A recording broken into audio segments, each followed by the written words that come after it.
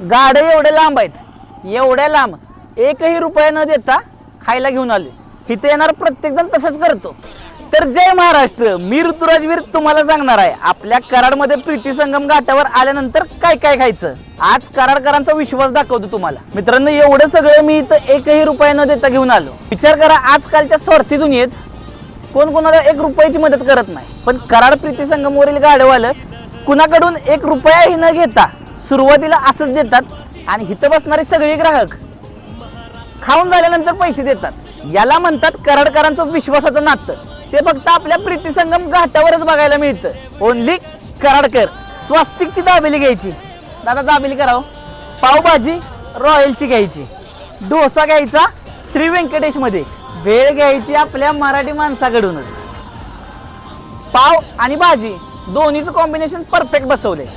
मराठी माणसाचा स्पेशल तडका दिसतोय, खरंच भारी.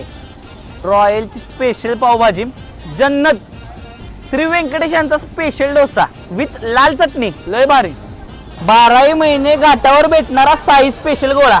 मी गोळा खातो तोपर्यंत तुम्ही चॅनलला सबस्क्राईब करा.